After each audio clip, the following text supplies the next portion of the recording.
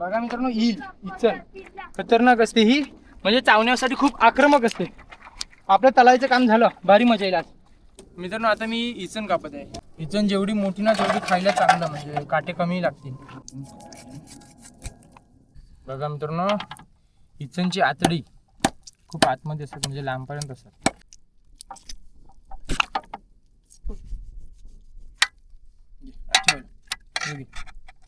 बरोबर.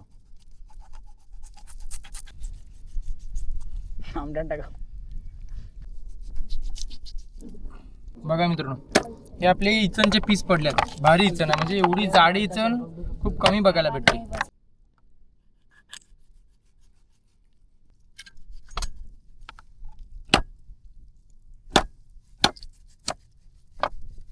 बघा अशा मधून पीस करायचे. त्याच्यामध्ये काटे खूप असतात, इचन मध्ये काटे खूप असतात. मित्रांनो आता आपण ईल आहे ना ती मॅरिनेट करणार आहोत. आणि त्यासाठी आपण बघा घरून वाटणं बनवून आणलंय. हळद आहे, मिरची आहे, कोथिंबीर आहे आणि लसूण आहे. आणि आपण लाल कोळी मसाला इकडे थोडासा घालणार आहोत. टाक जरा, बस उकळायला आहे.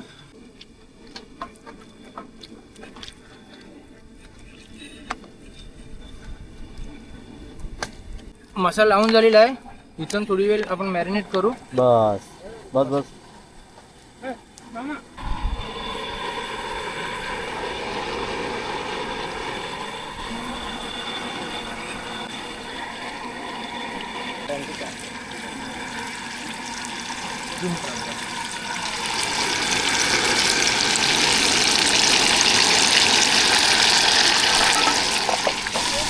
मित्र आता आपण ईल फिरवून घेऊ.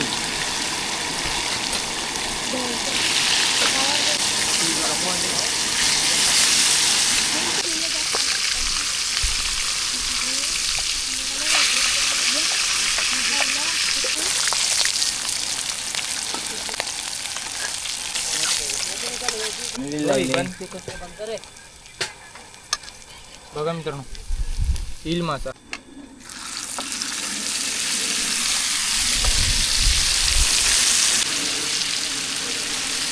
ही इचन आहे, कुरकुरीत बनवले, पण तरी सुद्धा आतमधून ओली आहे. बघा, जरी बाहेरून ती कुरकुरीत वाटली ना तरी मध्ये एकदम ओली असते, कारण याच्यामध्ये चरबी खूप असते.